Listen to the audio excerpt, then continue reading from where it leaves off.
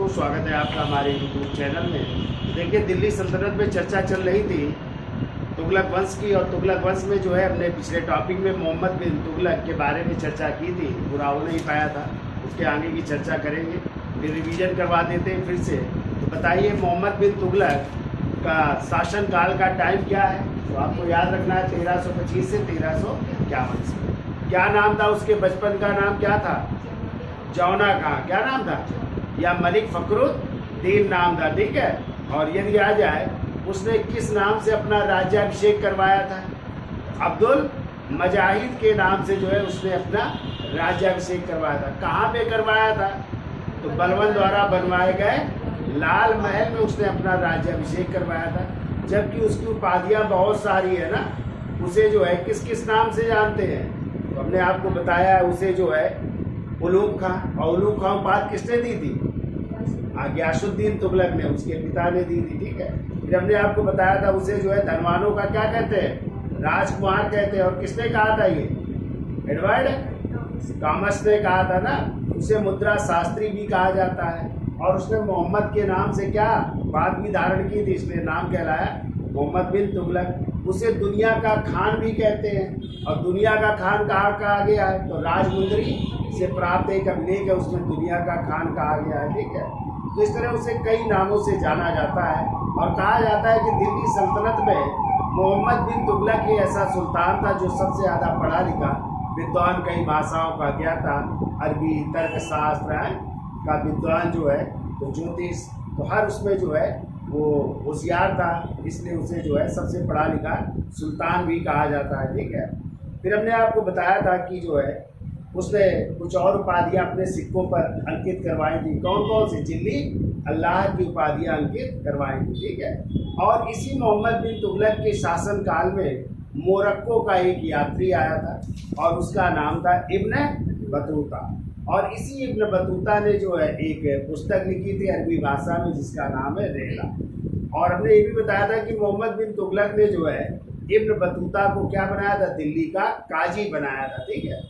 और अपनी राजदूत की हैसियत से उसको कहाँ भेजा था? चीन के शासक तोगन तिमूर के दरबार में जो है 1342 ईस्वी में उसको भेजा गया था, ठीक है।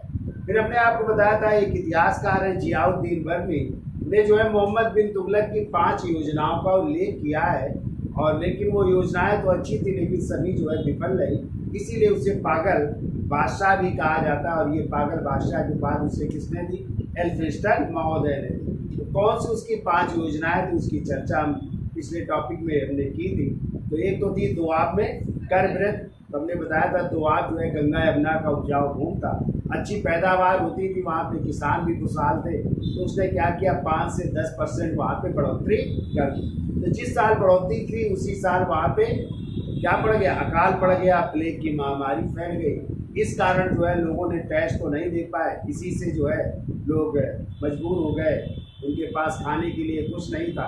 तो मोहम्मद बिन तुगलक ने एक कृषि विभाग स्थापित करवाया। कौन सा कृषि विभाग? दीवान ए अमीर कोही नामक कृषि विभाग स्थापित किया। किसानों के लिए अकाल राहत संहिता तैयार करवाई। और किसानों को कृषि ऋण भी दिया था। कौन सा कृषि ऋण? सोन धन या तकावी ऋण भी प्रदान किया, ठीक है। तो इससे उसकी अर्थव्यवस्था थोड़ी कमजोर हो गई। और फिर उसने जो है प्लेग की महामारी से बचने के लिए, हमने बताया था, उसने राजधानी भी अपनी कुछ समय के लिए परिवर्तित की। लगभग 2.5 वर्ष उसने कन्नौज के पास स्वर्गद्वारी को बनाया, ठीक है। पहली ये योजना थी, लेकिन असफल रही। दूसरी योजना हमने आपको बताया था, कौन सी? राजधानी परिवर्तन। तो राजधानी उसने दिल्ली से किसको बनवाया? दौलताबाद, या इसी का देवगिरी नाम था, ठीक है।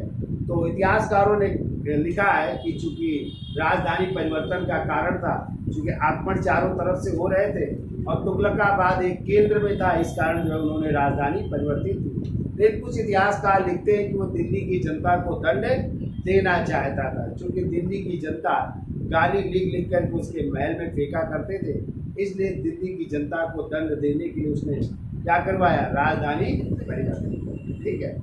और इस तुगलकाबाद का या इस देवगिरी का नाम जो है कुतुबुल इस्लामी से कहा जाता है। लिहाजा देवगिरी को और किस नाम से जानते हैं? कुतुबुल इस्लाम के नाम से भी जाना जाता है। अब उसकी तीसरी योजना थी, कौन सी? सांकेतिक मुद्रा का प्रचलन। पहले सिक्का चलता था चांदी का टका, तो कहते हैं अंतर्राष्ट्रीय बाजार में चांदी की कमी हो गई थी, और कहते हैं कुछ जगह जो है जो तांबे और कांसे के सिक्के थे वो वहाँ पे अच्छे चल रहे थे, ठीक ढंग से चल रहे थे, तो उसने अपने आप ही जो है चांदी के टके के स्थान पर कौन से सिक्के चलाए, तांबे और कांसे के सिक्के चलाए, और उनकी वैल्यू भी किसके बराबर रखी, चांदी के टके के बराबर रखी। ठीक है। और कहते हैं जब ये सिक्के चलने लगे तो कहते हैं नकली सिक्कों की बड़ी बाढ़ आ गई। कुछ इतिहासकार लिखते हैं प्रत्येक हिंदुओं का घर क्या बन गया था, टकसाल बन गया था जहाँ नकली सिक्के चलते थे। इस कारण जो है मोहम्मद बिन तुगलक को उन सिक्कों को क्या करना पड़ा, वापस लेना पड़ा। लेकिन जिनके पास असली तांबे और कांसे के सिक्के थे तो उसको बदलने के लिए, चूंकि आपने वैल्यू क्या रखी थी, चांदी के टके के बराबर, तो उनको जो है चांदी के टके देने पड़े, तो उससे भी उसका राजकोष क्या हो गया, खाली हो गया। तो ये भी योजना उसकी असफल रही। शायद यही दिखाना है, तो चलो पहले हेडिंग डाल लीजिए, फिर आगे चलते हैं। तो हेडिंग डालिए, सांकेतिक मुद्रा का प्रचलन है।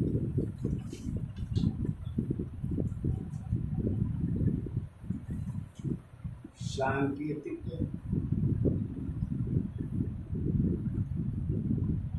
मुद्रा का प्रचलन, और ये घटना है रिवीजन 1330 ईस्वी, 1330 ईस्वी है।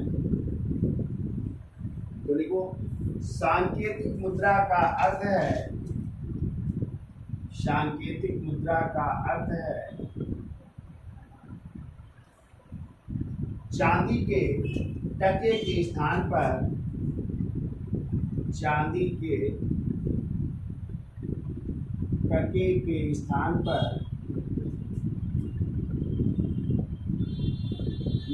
पर तांबे या कांसे के टके का प्रचलन।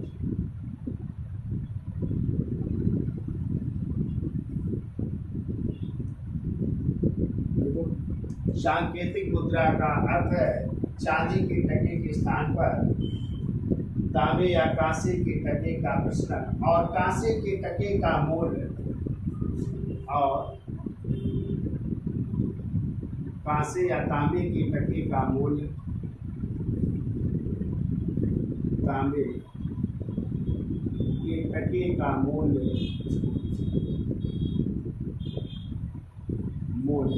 चांदी के टके के बराबर रखना, चांदी के टके के बराबर रखना।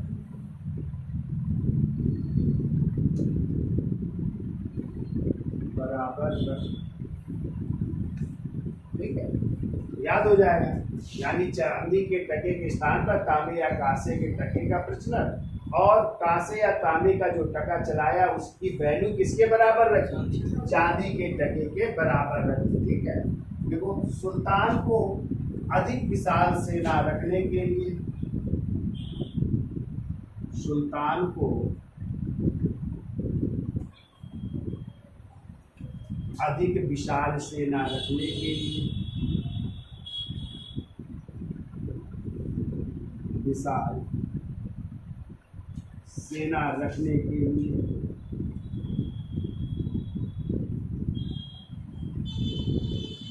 तथा दूसरे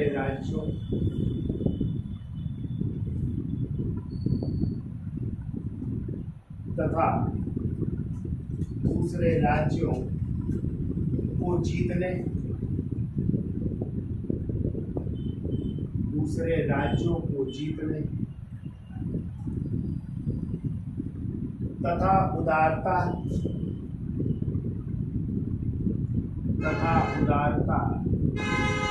एवं दानशीलता, उदारता एवं दानशीलता के स्वभाव के कारण,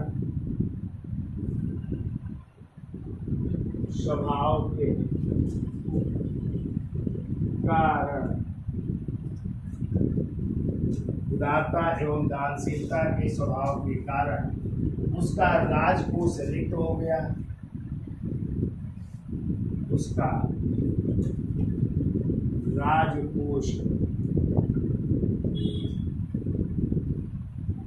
रिक्त हो गया,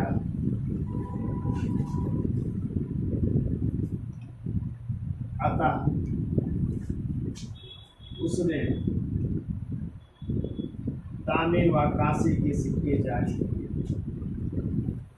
तांबे व कांसे के सिक्के जारी किए। ठीक है, सिक्के तो जारी कर दी, वैल्यू भी उनके बराबर रख दिया। अगला पॉइंट, जियाउद्दीन बर्नी के अनुसार, जियाउद्दीन बर्नी के अनुसार प्रत्येक हिंदुओं का घर टकसाल बन गया था। प्रत्येक हिंदुओं का घर टकसाल बन गया, टकसाल बन गया। यानी कहते हैं हिंदुओं ने जो है अपने घरों में नकली सिक्के बनाने शुरू कर दिए, इसलिए जो है बाजार में नकली सिक्कों की बाढ़ आ गई, उनकी वैल्यू नहीं बची। इस कारण उनको ये योजना क्या करनी पड़ी, वापस लेनी पड़ी है। जब वापस ली तो जिनके पास तांबे के असली सिक्के थे और उनकी वैल्यू क्या रखी थी, चांदी के, तो उसके बदले उनको चांदी के टके देने पड़े। इस कारण उसका राजकोष और भी रिक्त हो गया। तो ये योजना भी उसकी क्या रही, असफल रही। ठीक है, मतलब तांबे और कांसे के सिक्के ज़्यादा देर नहीं चल पाए, उसे वापस लेना पड़ा। ठीक है, ये उसकी तीसरी योजना थी। अब चौथी उसकी योजना थी, वो थी खुरासान का अभियान। और खुरासान जो है मध्य एशिया का क्षेत्र था और वहाँ पे अभियान करना था, दूसरे देश का मामला था, इसलिए उसने त्रिमैत्री संगठन स्थापित किया और इसमें शामिल किया उसने मंगोल शासक तरमसिरी और अपना स्वयं और एक और सुल्तान थे, उनको शामिल करके जो है इसकी योजना बनाई कि यहाँ पे युद्ध करेंगे। और इसने के लिए उसने क्या कर दी, सेना की भर्ती शुरू कर दी। वैकेंसी आई सेना के लिए, लोगों ने फार्म भरा और जो है कहते हैं प्रत्येक जो है जो भर्ती हुआ नवयुवक उसको अग्रिम भुगतान कर दिया 1 वर्ष का। ठीक है, कि आपको युद्ध करने चलना है, तो कोई भी सैनिक हो वह खुश हो जाएगा कि यार एडवांस में उसको वेतन मिल गया, तो जाने को तैयार हो गए। लेकिन जब वहाँ पे जाने का नंबर आया तो वहाँ पे मंगोल शासक जो तरमसरीन थे उनका तख्ता पलट कर दिया गया। इस कारण ये योजना जो है हो ही नहीं पाई, यानी वो आक्रमण हो ही नहीं पाया और ये योजना भी असफल रही। और जब उन्होंने मांग की सैनिकों से कि भाई जो धन दिया गया एडवांस में वापस करिए, तो सैनिकों ने कहा जो आपने दिया था वो तो हमने खर्चा कर दिया, भाई हम लड़ने के लिए तैयार है, आप हमें ले चलिए, लेकिन वो जो था वो हमने तो खर्च कर दिया। तो ये योजना भी उसकी क्या रही, असफल रही। ठीक है, तो चौथी योजना हेडिंग डाल लीजिए आप लोग, और वो है खुरासान अभियान। इसका स्क्रीनशॉट ले लो। तो अगला अभियान हेडिंग डाल लीजिए, और ये चौथी योजना है मोहम्मद बिन तुगलक की, वो है खुरासान अभियान 1330-31। ठीक है, तो लिखिए खुरासान अभियान एक त्रिमैत्री संगठन था। त्रिमैत्री संगठन, कौन कौन इसमें शामिल थे, एक तो मोहम्मद बिन तुगलक, मोहम्मद बिन तुगलक प्लस दूसरे थे मंगोल के शासक या मंगोल शासक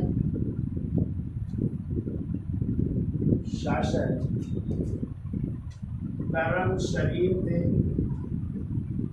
और तीसरे थे मिस्र के सुल्तान, मिस्र के सुल्तान थे। ठीक है, और ये संगठन उन्होंने बनाया था खुरासान के जो शासक थे अबू सैयद के विरुद्ध बनाया था। ठीक है, तो कौन कौन शामिल था त्रिमैत्री संगठन में, मोहम्मद बिन तुगलक, मंगोल शासक तरमशरीन और मिस्र के सुल्तान, उनका नाम लिखना चाहो तो लिख लो, अल नासिर थे, मिस्र के सुल्तान अल नासिर। ये त्रिमैत्री संगठन का 3 लोगों ने जो है खुरासान विजय की योजना बनाई। अब देखिए, लिखिए अगला पॉइंट, देखो इन्होंने यह संगठन इन्होंने यह संगठन खुरासान के सुल्तान खुरासान के सुल्तान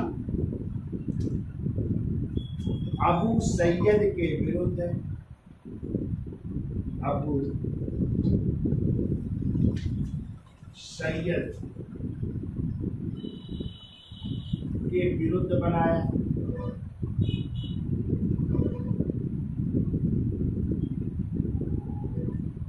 अबू सैयद के विरुद्ध बनाया, किंतु जब मोहम्मद बिन तुगलक की सेना तैयार हुई, किंतु जब मोहम्मद बिन तुगलक की 60 में लिख लो, जब किया है मोहम्मद बिन तुगलक की सेना तैयार हुई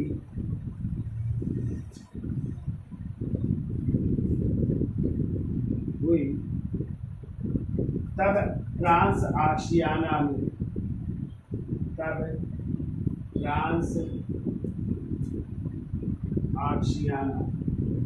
ठीक है, यानी कहाँ का ट्रांस आशियाना मतलब मंगोला है। देखो ट्रांस आशियाना में राजनीतिक परिवर्तन के कारण राजनीतिक परिवर्तन के कारण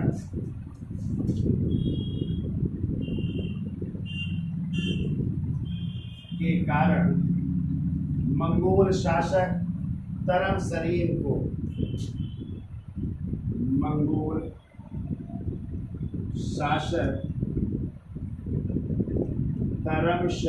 को शासक पद से हटा दिया गया, यानी तख्ता पलट कर दिया गया। तरम शरीर को शासक पद से हटा दिया गया। अतः यह योजना कभी प्रारंभ ही नहीं हो सकी। अतः यह योजना कभी प्रारंभ ही नहीं हो सकी। अगला पॉइंट, तो मोहम्मद बिन तुगलक ने इस सैनिक अभियान के लिए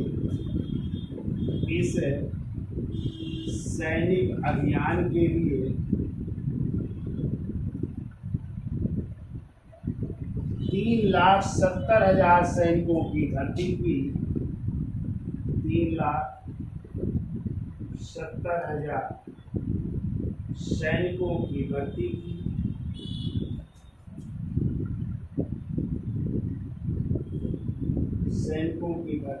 और उन्हें एडवांस में क्या दे दिया, वेतन भी दे दिया है।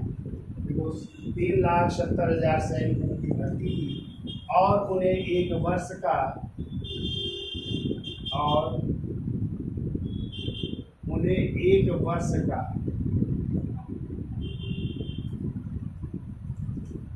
अग्रिम भुगतान भी दे दिया।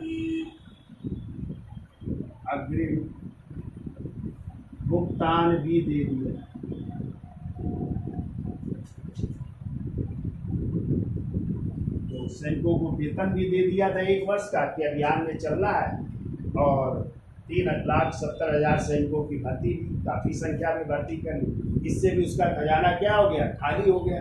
और जब सैनिकों से मांग की गई कि भाई अभियान में नहीं जाना, वापस करिए, तो उन्होंने कहा वो तो हमने खर्च कर डाला, अब युद्ध करने के लिए तैयार है, जो मिला था वो खर्च हो गया, उन्होंने भी देने से मना कर दिया। तो उसकी ये योजना भी क्या रही, असफल है। ठीक है, अब उसका जो अंतिम अभियान है 5वीं योजना, वो थी कराची अभियान। और कहते कराची की तुलना की गई हिमाचल प्रदेश के कांगड़ा के इलाका से। और कहते जब ये अभियान किया तो उस समय सर्दी का मौसम था, और कहते उस समय तिब्बत की सर्दी भी खूब चल रही थी। तो जो सेना भेजी गई तो कहते बहुत तो बर्फ की पहाड़ियाँ ही नहीं चढ़ पाए, और उसी समय प्लेग की महामारी फैल गई। तो बहुत से लोग जो है प्लेग की महामारी से फैल गए, तो वो कराची अभियान भी नहीं कर पाए। तो उसकी ये योजना भी क्या रही, असफल रही। तो हेडिंग डाल लीजिए, 5वीं योजना है कराची अभियान, उसका स्क्रीनशॉट ले दो। तो देखिए अंतिम अभियान है कराची लिया, 5वीं योजना थी कराची अभियान, कब की? 1337-38। हमने बताया कराची की तुलना की जाती कहाँ से? हिमाचल प्रदेश के कांगड़ा के पर्वतीय क्षेत्र से, ठीक है। और उस समय सर्दी का मौसम था, तब अभियान किया, तो जिसके कारण जो है सेना जो है बर्फबारी में नहीं जा पाई और कुछ जो बच गए सैनिक वो प्लेग की महामारी में मारे गए। तो ये योजना भी क्या रही? असफल है। तो देख लीजिए, देखो कराची की तुलना, कराची की तुलना हिमाचल प्रदेश के, हिमाचल प्रदेश के पर्वतीय भाग कांगड़ा से की जाती है, कांगड़ा से की जाती है। देखो तिब्बत की सर्दी व बर्फीले तूफान के कारण, तिब्बत की सर्दी व बर्फीले तूफान के कारण, बर्फीले तूफान के कारण, के कारण सुल्तान की सेना मारी गई, सुल्तान की सेना मारी गई।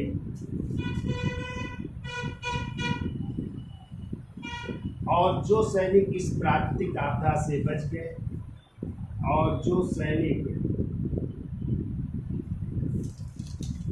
इस प्राकृतिक आपदा से बच गए, प्राकृतिक आपदा से बच गए, वे प्लेग की महामारी में मारे गए, वे प्लेग से मारे गए। तो ये योजना भी क्या रहती है? असफल रहती है, ठीक है। इतना ही लिखना है। कराची की तुलना हिमाचल प्रदेश के पर्वतीय भाग से कांगड़ा से की जाती है। तिब्बत की सर्दी और बर्फीले तूफान के कारण सुल्तान की सेना उन बर्फीले इलाकों को नहीं चढ़ पाई, वो मारी जाती है। और जो सैनिक बच भी गए इस आपदा से, वो किससे मारे गए? प्लेग से मारे गए। तो ये योजना भी क्या रही? असफल। अब देख लेते हैं, देखो विद्रोह मोहम्मद बिन तुगलक के समय सर्वाधिक विद्रोह भी हो रहे हैं।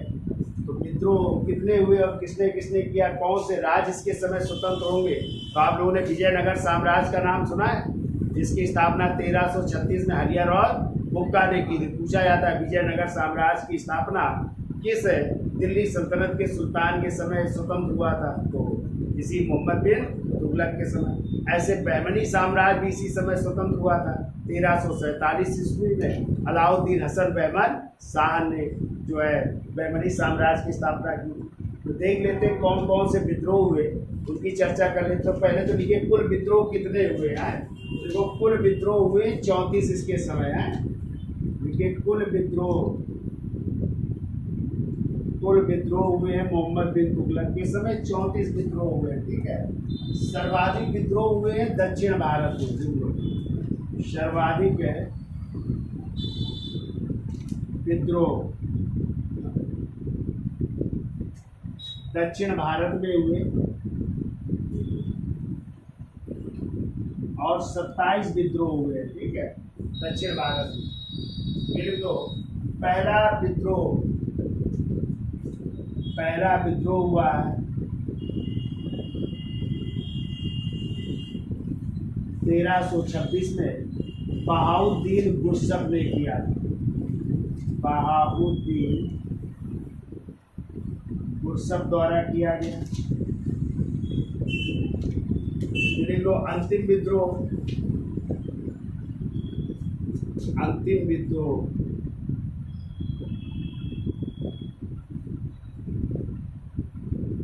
1351 में हुआ और वो थे गुजरात के शासक तगी।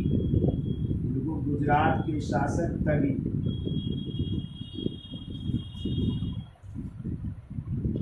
तभी ने किया था और इसी का पीछा करते हुए फिर मोहम्मद बिन तुगलक की मृत्यु भी होगी। ठीक है, इस तरह लिख लो। कुल विद्रोह 34, सर्वाधिक विद्रोह पूछे जाए तो दक्षिण भारत में 27। पहला विद्रोह हुआ था 1326 में जो बहाउद्दीन खुर्रम ने किया था, और अंतिम विद्रोह 1351 में गुजरात का जो शासक था या गुजरात का जो सूबेदार था तरगी ने किया था। ठीक है, तो चलिए अब डिटेल में चर्चा कर लेते हैं किसने पहला विद्रोह किया और कब कब हुए। तो इसका साल ले लो, फिर आगे चलते हैं। विद्रोह 1326 ईस्वी में दक्कन में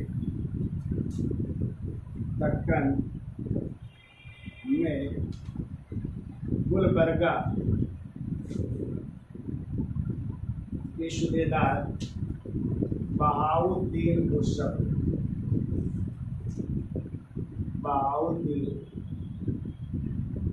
खुर्रम ने किया। ठीक है,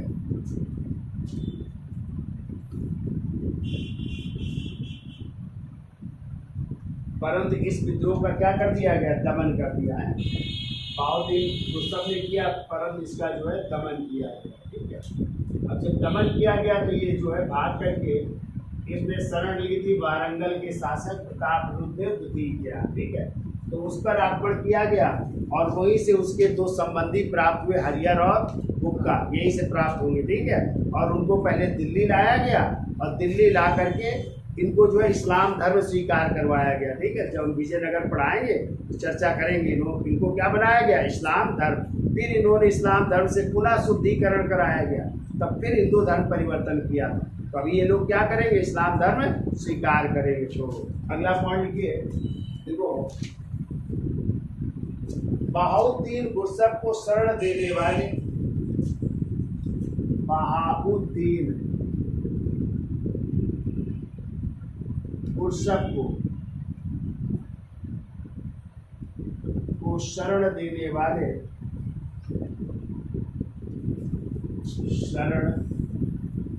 देने वाले, काम्पिल्य के शासक,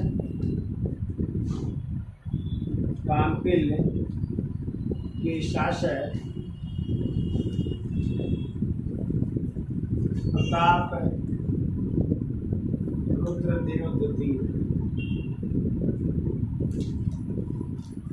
काम्पिल्य के शासक प्रताप रुद्रदेव द्वितीय की हत्या करके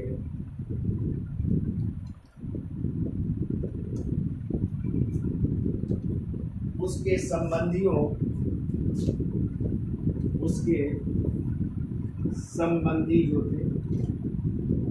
संबंधियों हरिहर और बुक्का को,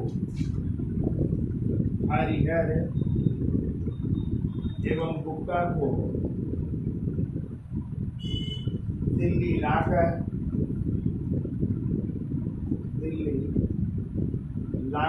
इस्लाम धर्म स्वीकार कराया गया। इस्लाम धर्म स्वीकार करना पड़ा या स्वीकार कराया गया है, स्वीकार कराया गया। तो ये था पहला विद्रोह दक्कन के गुलबर्गा का है, उसका दमन किया और जिसने शरण दी काम्पिल के राजा प्रताप रुद्र, उसकी हत्या की गई और उनके संबंधी हरिहर और बुक्का को दिल्ली लाकर इस्लाम धर्म उनको स्वीकार करा दिया गया। ठीक है, अब इनको दूसरा विद्रोह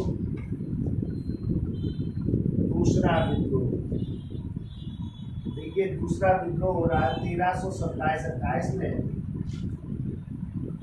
1327-28 में मुल्तान के बहराम आइबा द्वारा, मुल्तान के बहराम आइबा द्वारा, बहराम आइबा जैसी वो किस्लू खां भी कहते हैं या किस्लू खां भी कह सकते हैं, किस्लू खां द्वारा ये विद्रोह है, इसको भी दबा दिया गया। ठीक है, फिर वो तीसरा विद्रोह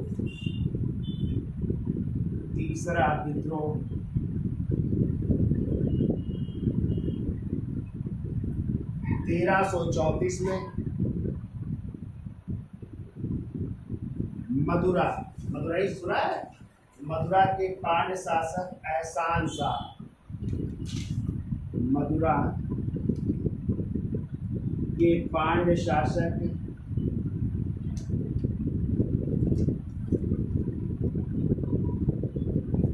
एहसान शाह द्वारा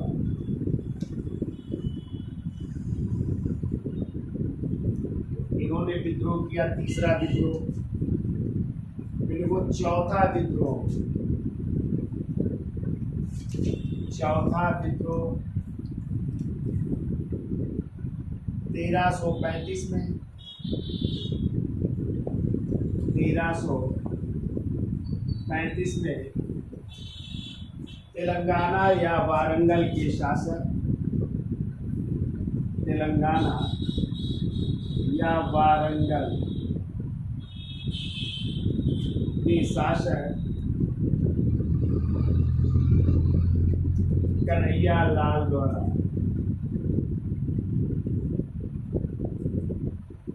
इन्होंने किया, कन्हैया लाल ने किया है।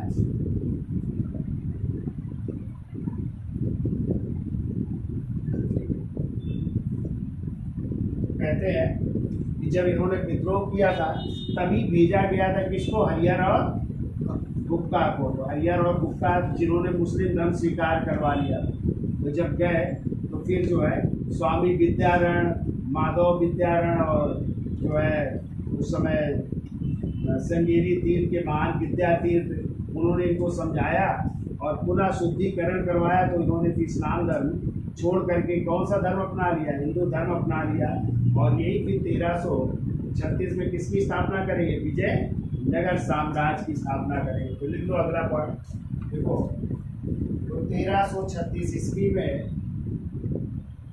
1336 ईस्वी में हरिहर और गुप्ता नामक भाइयों ने,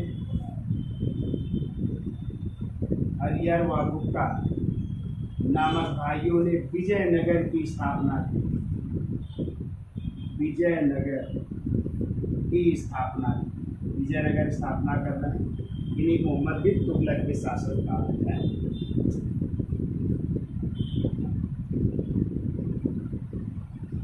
फिर वो 1337 ईस्वी में वारंगल के शासक फखरुद्दीन ने, वारंगल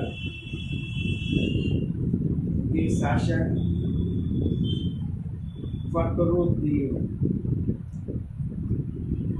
ने अपने को स्वतंत्र घोषित कर लिया, ने अपने को स्वतंत्र घोषित कर लिया। ये भी अपने को स्वतंत्र घोषणा कर लेते, अपने राज को स्वतंत्र कर लेते इनके साम्राज्य से। ठीक है, इतना याद हो जाएगा। पहला विद्रोह 1326 में, फिर इसके बाद दूसरा 1327 में, तीसरा 1334 में, चौथा 1335 में, फिर 1336 में हरिहर गुप्ता ने विजयनगर साम्राज्य की स्थापना, 1337 में वारंगल के शासक ने भी अपने को स्वतंत्र घोषित कर लिया। ठीक है, इसके बाद लिखते हैं और आगे इसका स्क्रीनशॉट ले तो आगे चलते हैं। चलिए आगे कौन सा विद्रोह हो रहा है, तो वो 1340-41 ईस्वी में अवध के शासक, अवध के शासक आइन उल मुल्क ने विद्रोह किया,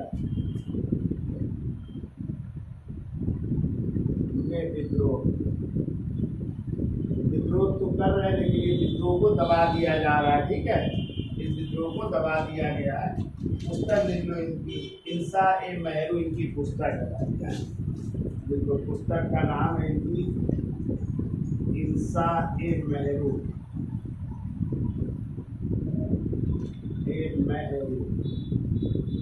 ये देखिए 1347 ईस्वी में, 1347 ईस्वी में अलाउद्दीन हसन बहमन शाह, अलाउद्दीन हसन बहमन शाह बैमन शाह, जिन्हें जो है हसन गंगू के नाम से भी जानते हैं। बिल्कुल हसन गंगू ने बैमनी साम्राज्य की स्थापना की। बैमनी साम्राज्य की स्थापना, इन्होंने बैमनी साम्राज्य की स्थापना कर रहे हैं 1347 ईस्वी में। ठीक है, अब देखिए मृत्यु कब हो रही है, तो देखिए 20 मार्च 1351 ईस्वी में, 20 मार्च 1351 ईस्वी में सिंध विद्रोह का दमन करते समय, सिंध विद्रोह का दमन करते समय गुजरात के शासक, गुजरात के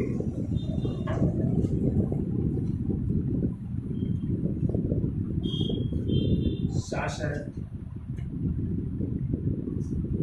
कगी का पीछा करते समय, कगी का पीछा करते समय ठट्टा नामक स्थान पर, ठट्टा नामक स्थान पर मृत्यु 1351 में इनकी मृत्यु हो गई। ठीक है, कहते इसी समय जो है इनके चचेरे भाई थे जिनका नाम था फिरोज शाह तुगलक, उसका यहीं पे राज्याभिषेक हो रहा है। ठीक है, देखो तो इस समय इनके शिविर पर, इस समय इनके शिविर पर सूफी संत नसीरुद्दीन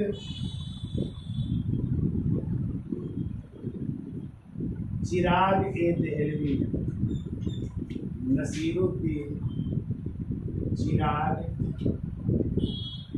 ए देहलवी भी उपस्थित थे।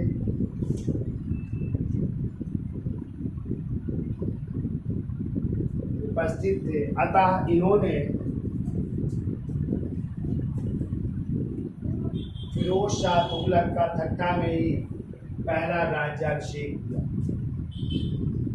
अतः इन्होंने फिरोज शाह तुगलक का पहला राज्याभिषेक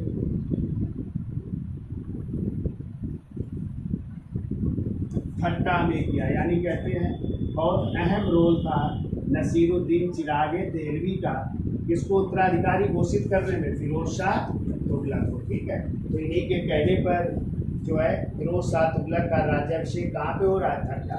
ये आपको याद रखना, आगे दिखाएंगे तो फिरोज शाह तुगलक पढ़ाएंगे। ठीक है, अगला पॉइंट को, मोहम्मद बिन तुगलक दिल्ली सल्तनत का पहला व अंतिम सुल्तान था। दिल्ली सल्तनत का पहला व अंतिम सुल्तान था।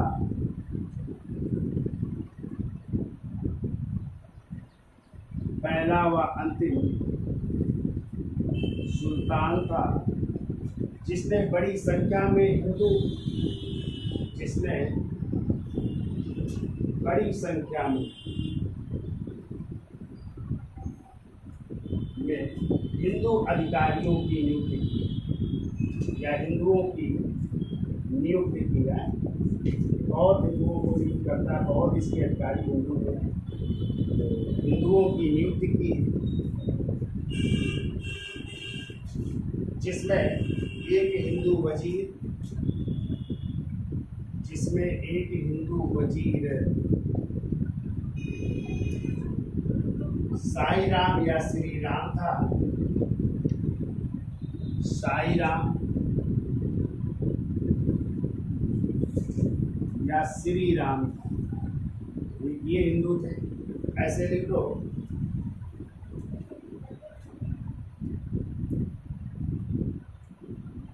वो दक्षिण का नायब वजीर, दक्षिण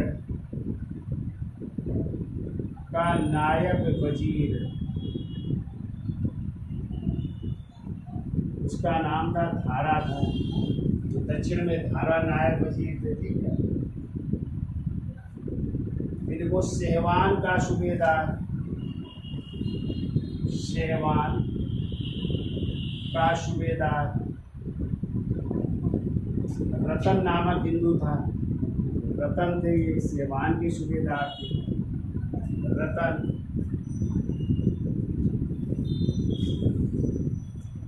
इसी को उपाधि दी गई थी अजीम उस सिंध की है, तो इसकी उपाधि थी अजीम उस सिंध की है, रतन की उपाधि थी अजीम उस सिंध की है। फिर लिख लो गुलबर्गा का सूबेदार भरत या मीरन राय, गुलबर्गा का सूबेदार भरत या मीरन राय, भरत या मीरन राय था। ऐसे लिख लो अवध एवं सिंध का सूबेदार किशन, अवध एवं सिंध का सूबेदार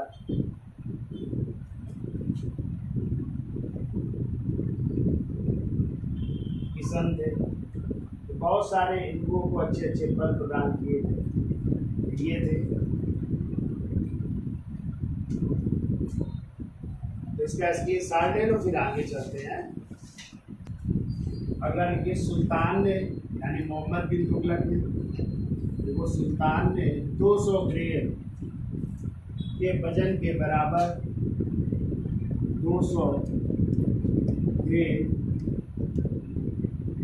वजन के बराबर सोने का सिक्का चलाया, सोने का सिक्का चलाया, जिसे इब्न बतूता ने दीनार कहा है। क्या कहा है? दीनार नामक सिक्का कहते हैं, इन्होंने चलाया था, जिसे इब्न बतूता ने दीनार कहा है, जिसे इब्न बतूता ने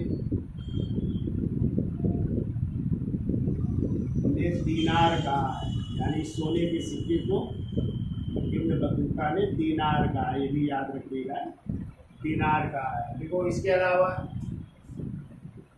अदली नामक, इसके अलावा अदली चांदी का सिक्का था, 140 से 144 ग्रेन का था, ग्रेन का चांदी का सिक्का चलाया, चांदी का सिक्का है, ये भी चला रहा है, चांदी का सिक्का चलाया, अदली नाम, ठीक है। इसीलिए इसे मुद्रा शास्त्री भी कहा जाता है, ठीक है। तो देखो इस कारण इसे मुद्रा शास्त्री भी कहते हैं, मुद्रा शास्त्री भी कहा जाता है, मुद्रा शास्त्री भी कहा जाता है। अगला पॉइंट को, इसके सिक्कों पर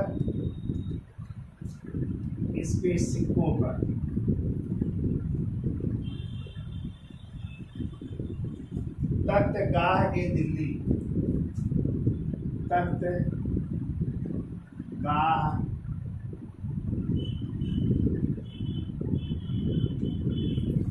ए दिल्ली तथा तख्तगाह ए दौलताबाद का अंकन है, तथा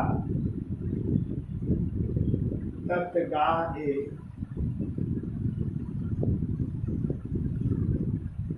ये दौलताबाद का अंकन है,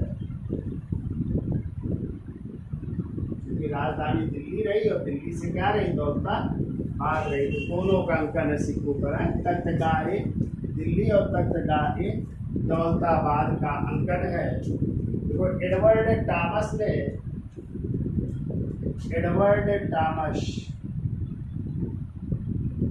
जिसने इसे क्या कहा है, धनवानों का राजकुमार इसीलिए कहा है। एडवर्ड टॉमस ने इसे धनवानों का राजकुमार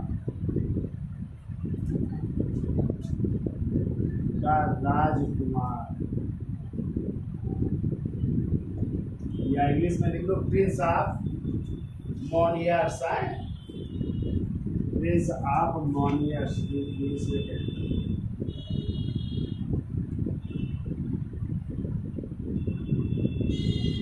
प्रिंस ऑफ मॉनियर्स यानी धनवानों का राजकुमार कहा जाता है, कहा आया है।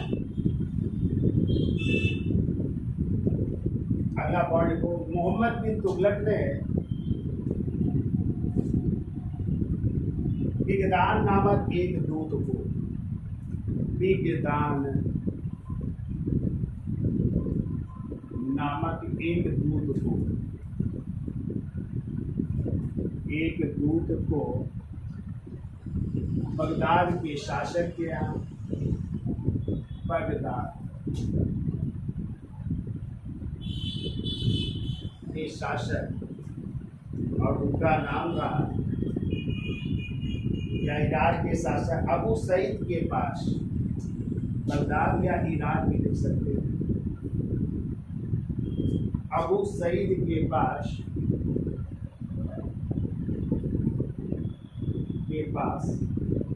1 करोड़ रुपए कहते भेजते हैं कि वहाँ पे आप दान कर दीजिए। देखो 1 करोड़ टके के साथ अबू सईद के पास 1 करोड़ टके के साथ इराक के पवित्र नगरों में वितरित करने के लिए भेजा। इराक के पवित्र नगरों में वितरित करने के लिए भेजा।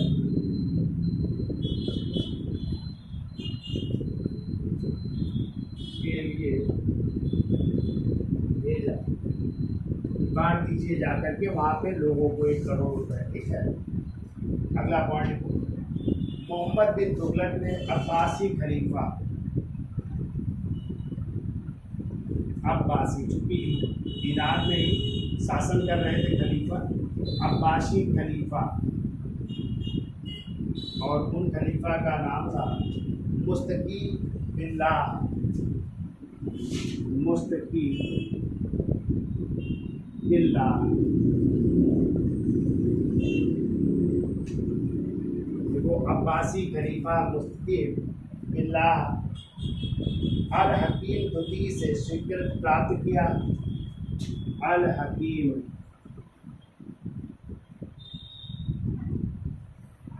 द्वितीय से स्वीकृति प्राप्त किया।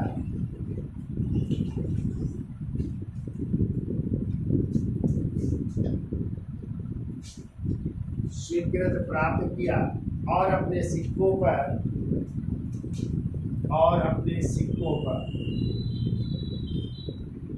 हमने बताया था पीछे भी जिल्लिल्लाह है, इसके ऊपर जिल्लिल्लाह,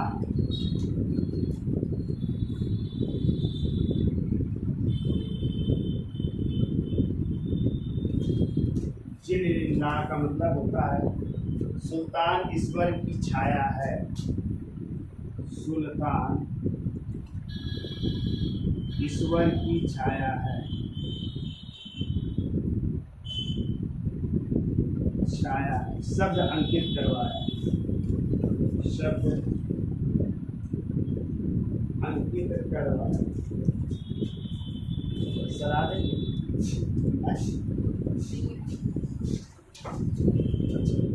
चलिए तो कितना नोट करिए, इसका स्क्रीनशॉट ले लो।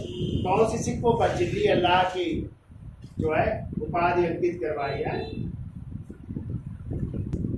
देखिए अगला पॉइंट याद रखना है कि मोहम्मद बिन तुगलक ऐसा सुल्तान था जो हिंदुओं के त्यौहार होली में और दीपावली में भी भाग लेता था। ठीक है, यानी होली भी खेलता था और हिंदुओं का त्यौहार दीपावली भी मनाता था। और कहते हैं ये गंगा जल का पान भी किया करता था, यानी किसका, गंगा जल भी पिया करता था, गंगा का पानी मंगवाता था, उसका पान भी करता था। और इसके समय जो है प्रांतों की संख्या लगभग 23 थी। ठीक है, तो देखिए देखो मोहम्मद बिन तुगलक हिंदुओं के त्यौहार, मोहम्मद बिन तुगलक हिंदुओं के त्यौहार, हिंदुओं के त्यौहार होली एवं दीपावली में भाग लेता था। होली एवं दीपावली में भाग लेता था।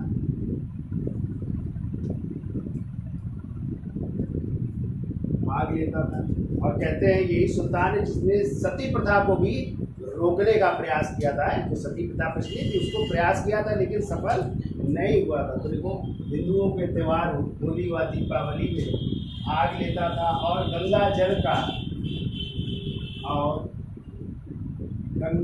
का पान करता था। गंगा जल का पान करता था तथा इसने सती प्रथा को रोकने का प्रयास किया तथा सती प्रथा को रोकने का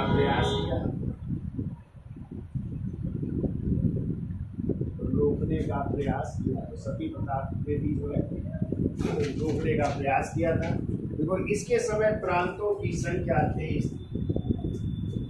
प्रांतों की संख्या लिखो,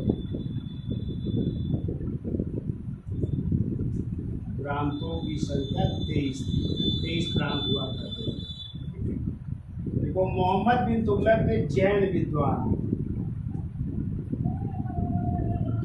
विद्वान थे जिन प्रभु सूरी जिनका नाम था, राजशेखर भी थे। तो जैन विद्वान जिन प्रभु सूरी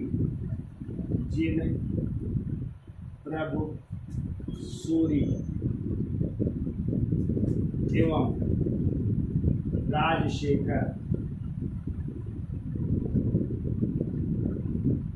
राजशेखर को संरक्षण प्रदान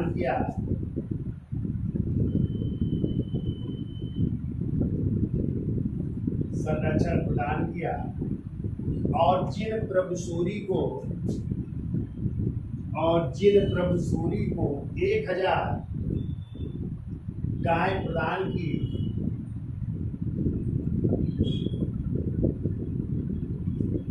और जिन प्रभु सूरी को 1000 गाय प्रदान की और गुजरात के जैन मंदिर है। देखो गुजरात के पालीताना स्थित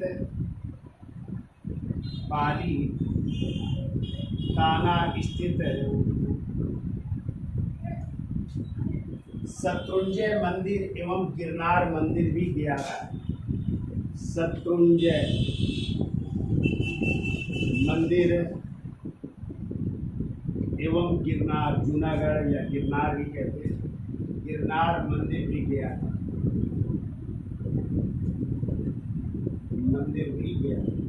तो ये बहुत पूछा जाता है कि जिन प्रभु सूरी किसके दरबार में रहते थे, तो आप लोग क्या बताओगे?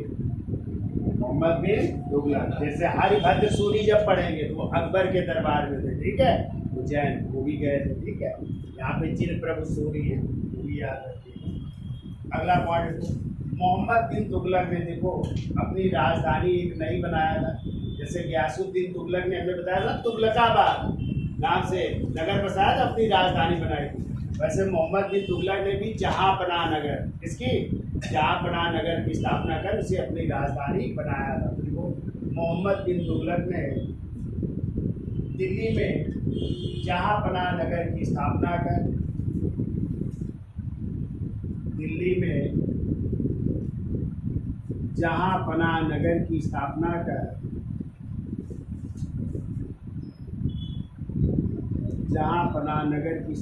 कर इसे अपनी राजधानी बनाया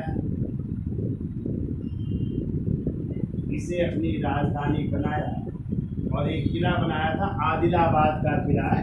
देखो, इसे अपनी राजधानी बनाया और आदिलाबाद का किला निर्मित करवाया और आदिलाबाद का किला